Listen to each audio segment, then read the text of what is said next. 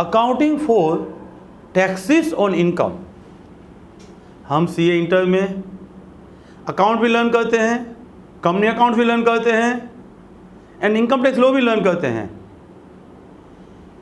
Income tax law में हम जब टैक्सेबल प्रॉफिट फाइंड करते हैं, profit as per PNL plus disallowable expenses minus other head income, ऐसा करके पहले पीजीबीपी इनकम फाइंड करते हैं, टोटल इनकम फाइंड करते हैं, टैक्स भरते हैं। वो आप इनकम टैक्स में लर्न करते हो। In short, taxable profit of the income tax and PNL as per profit and loss account, that means as per financial statement, will be different. Account follows matching concept. जिस period का income है related to that period, expense उसी period के PNL में लिखा जाएगा। हम जब प्रोप्राइटरशिप, पार्टनरशिप का जब अकाउंट बनाते हैं, तब कई बार personal expenses, penalty nature expenses, ये सब डायरेक्टली कैपिटल अकाउंट में ले जाकर इनकम टैक्स का प्रॉफिट एंड अकाउंट का प्रॉफिट सेम करने का ट्राई करते हैं।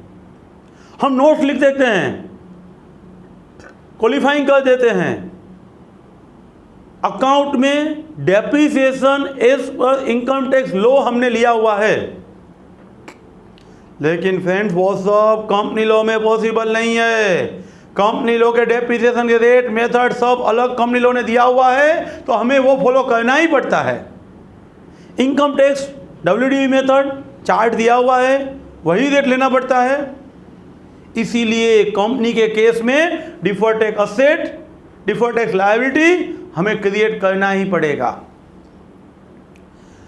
कंपनी का डेप्रिसिएशन, इनकम टैक्स का डेप्रिसिएशन अलग होगा। इनकम टैक्स साइंटिफिक रिसर्च का असेट परचेस करंट ईयर में पूरा अलाउ कर देगी। अकाउंट में डेप्रिसिएशन चार्ज होगा during the life. 35 AD capital expenditure income tax में पूरा अलाउ, लेकिन अकाउंट्स में डेप्रिसिएशन ड्यूरिंग द लाइफ। कई पर्सनल एक्सपेंडिचर है, पेनल्टी नेचर के एक्सपेंडिचर है, वह सब अकाउंट में लिखना पड़ता है। क्यों? आउट ऑफ पॉकेट 1 रुपया जाता है तो अकाउंट में लिखना पड़ता है, लेकिन इनकम टैक्स में वो अलाउड नहीं है। डिफर्ड रेवेन्यू एक्सपेंडिचर का कंसेप्ट अकाउंट में है। इनकम टैक्स में सर्टेन एक्सपेंस के लिए 35 AD दिया हुआ है, लेकिन दोनों का एक्सपेंस का फिगर अलग आएगा। इसलिए मुझे आपको ये सब स्टोरी करने पीछे की वजह ही ये है कि आप समझो अकाउंट का प्रॉफिट अलग है। अकाउंट के प्रॉफिट पे हम कंपनी लॉ के मुताबिक प्रोविजन फॉर टैक्स अकाउंट में खड़ा करेंगे। वही provision for tax income tax में नहीं होगा। इनकम टैक्स में प्रोविजन फॉर टैक्स अलग होगा, कंपनी अकाउंट में प्रोविजन फॉर टैक्स अलग होगा। फॉर एग्जाम्पल, अकाउंट का प्रॉफिट आपका 10 लाख है, इनकम टैक्स का प्रॉफिट आपका 15 लाख है। ऐसा क्यों हुआ होगा? अकाउंट का डेप्रिसिएशन ज़्यादा है, इसलिए अकाउंट का प्रॉफिट 10 लाख, इनकम टैक्स का प्रॉफिट 15 लाख। 30% टैक्स रेट होगा तो इनकम टैक्स में 4.5 लाख का प्रोविज़न आएगा। पीएनएल टू प्रोविज़न 4.5 लाख होगा। अकाउंट में सिर्फ 3 लाख ही होगा। अकाउंट में होगा PNL account debit to provision for 3 lakh. Repeat कर रहा हूँ, अकाउंट का profit 10 lakh, 30% tax rate, PNL account debit to provision for tax 3 lakh. जब पेमेंट करोगे तो प्रोविजन फॉर टैक्स डेबिट होगा 3 lakh to bank 4,50,000। Income tax के मुताबिक जो टैक्स आया है वो हमें पे करना है। हम provision for tax debit 3 lakh करेंगे, बैंक पेमेंट 450 करेंगे, तो क्या होगा? डिफर्ड टैक्स असेट क्रिएट होगा। Provision for tax debit 3 lakh, deferred tax asset debit and to bank 4,50,000। Account का प्रॉफिट कम तो डिफर्ड टैक्स असेट, अकाउंट का प्रॉफिट ज्यादा तो डिफर्ड टैक्स लायबिलिटी। उल्टा सोचो, अकाउंट का प्रॉफिट 15 लाख है, पीएनएल टू प्रोविजन 4.5 लाख किया, अब प्रोविजन डेबिट 4.5 लाख करोगे, लेकिन पेमेंट टू बैंक 3 लाख ही करोगे, तो टू डिफर्ड टैक्स लायबिलिटी आएगा।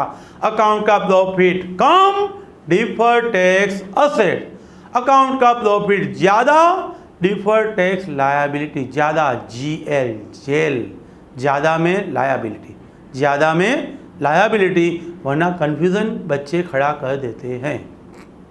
ये डिफरेंस अराइज होने की वजह क्या है? हम मैचिंग कंसेप्ट अकाउंट में फॉलो करते हैं, हमें कोई दिक्कत नहीं है, लेकिन दो तरह का डिफरेंस अराइज होता है, timing difference and permanent difference. कई एक्सपेंडिचर ऐसे हैं, पेनल्टी है, वो सिर्फ इनकम टैक्स में ऐड हो जाएगा, इनकम टैक्स में अलाउ नहीं होगा, अकाउंट में हम लिखेंगे, वो पेनल्टी सिर्फ हम अकाउंट में लिखते हैं, इनकम टैक्स में कभी नहीं लिखते हैं। तो परमानेंट डिफरेंस है, परमानेंट डिफरेंस में यह अकाउंटिंग स्टैंडर्ड फॉलो नहीं होगा। टाइमिंग डिफरेंस, इनकम टैक्स में 10 लाख का असेट आपने लिया, पूरा 10 लाख अभी आपने अलाउ कर दिया, अकाउंट में 10 साल में 1-1 लाख आप अलाउ करने वाले हो। 10 लाख इनकम टैक्स में अभी अलाउ हुआ, अकाउंट में 10 साल में 1-1 साल अलाउ होगा, तो ये टाइमिंग डिफरेंस है। 10 लाख ही अलाउ हो रहा है दोनों में, लेकिन ये टाइमिंग डिफरेंस है। हम ये अकाउंटिंग स्टैंडर्ड सिर्फ टाइमिंग डिफरेंस के लिए ही लर्न करते हैं। टाइमिंग डिफरेंस जो रिवर्सल होने वाला है, उसके लिए हमें ये अकाउंटिंग स्टैंडर्ड लर्न करना पड़ता है। हम जब पीएनएल में टैक्सेस लिखेंगे, उसमें टोटल टैक्स आएगा, करंट टैक्स आएगा, उसमें रेगुलर टैक्स भी आएगा, डिफर्ड टैक्स भी आएगा, as well as 115JB met भी आएगा।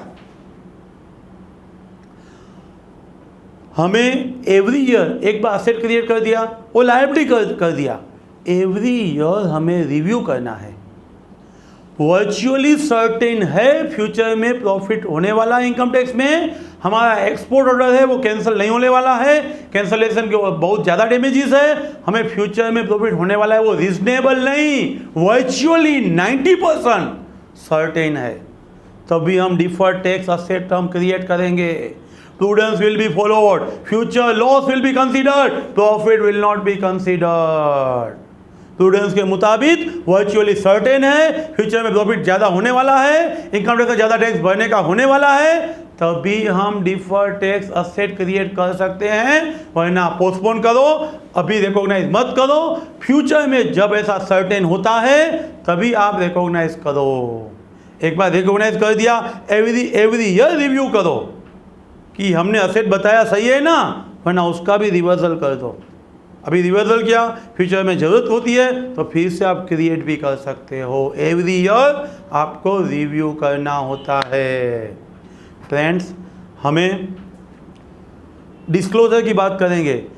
कंपनीज लॉ ने बोला है, लेकिन एएस ने कुछ नहीं बोला है। कंपनी से बोल रहा है कि आपको deferred tax asset liabilities as per income tax का टैक्स लायबिलिटी वो सब डिस्क्लोज करना है इन पीएनएल। रिकंसिलेशन की जरूरत नहीं है।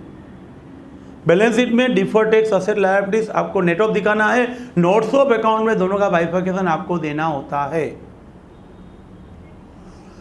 फ्रेंड्स, लास्ट में 2-3 छोटे छोटे पॉइंट दिए हुए हैं। Tax holidays 80 IA IB 10A 10B। आपने ऐसा कोई नया बैकवर्ड एरिया में हो, कोई गवर्नमेंट जिसको मोटिवेट करना चाहती है, ऐसा बिजनेस कर रहे हो, 3 साल 5 साल तक आपको टैक्स नहीं भरना होता है, तो अभी आपने कोई असेट लिया है, वह असेट्स आप अकाउंट में डेप्रिसिएशन 3 साल चार्ज कर रहे हो, इनकम टैक्स में deem to be allowed dep हो जाएगा और बाद के पीरियड से डेप अलाउ होगा, टैक्स हॉलीडेज के पीरियड के बाद का। In short, tax holiday period का डिफरेंस रिकॉग्नाइज नहीं करना है। क्यों? वो रिवर्स नहीं होने वाला।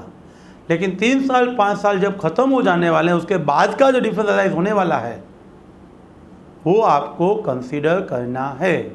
मैं एग्जांपल ले रहा हूँ, साइंटिफिक रिसर्च रिलेटेड 10 लाख का असेट था, इनकम टैक्स से करंट ईयर में आपने लॉस कैरी फॉरवर्ड स्टार्ट कर दिया, अकाउंट में 3 साल तक डेप चार्ज किया, 3 साल हॉलीडेज था।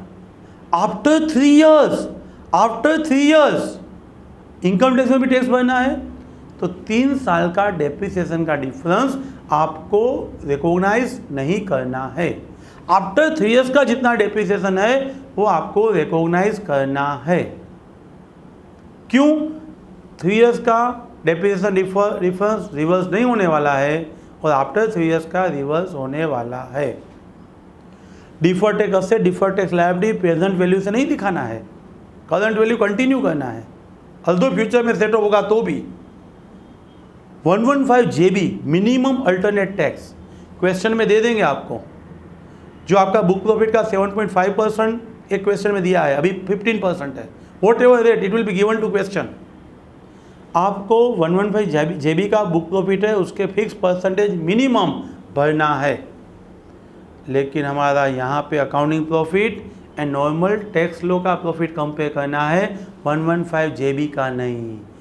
115 JB का टैक्स वो करंट टैक्स है, वो हमारे P&L में एक्सपेंस में अलाउ होगा, लेकिन हमारा deferred assets, deferred liabilities create करने के टाइम हमें कंपैरिजन के लिए हमारा regular tax law and P&L as per financial statement का प्रॉफिट लेना है, 115 JB नहीं। इसीलिए हमें सबसे पहले टैक्स का, इनकम टैक्स प्रोविज़न का tax, regular tax plus JB का टैक्स, वो तीनों का टोटल है, वो हमें एक्सपेंस में करंट टैक्स में लिखना है। फ्रेंड्स, ये बहुत ही इंपॉर्टेंट अकाउंटिंग स्टैंडर्ड है। प्रैक्टिस के लिए कंपनी का ऑडिट करोगे ड्यूरिंग द आर्टिकलशिप, तो ये सब वर्किंग आपको करना होता है। Deferred tax asset, deferred tax liability कई बार आफ्टर बीइंग CA भी भूल जाते हैं। सो ये हमें याद रखना है, ऑलवेज इतना याद रखो, अकाउंटिंग प्रॉफिट ज़्यादा तो लायबिलिटी, तो आपका पूरा एस याद रह जाएगा। थैंक यू वेरी मच, बने रहे मेरे साथ, हर एक टॉपिक के लास्ट डे रिवीजन वीडियो आपको मिलते रहेंगे। चैनल को सब्सक्राइब करिए एंड प्ले स्टोर में तेजवा इंस्टीट्यूट डाउनलोड करिए, सीक्वेंस में वीडियो मिलेंगे, बुक सामने रख के पढ़िए, पॉइंट लिखते जाइए, तो ही वीडियो समझ में आएंगे। Thank you very much.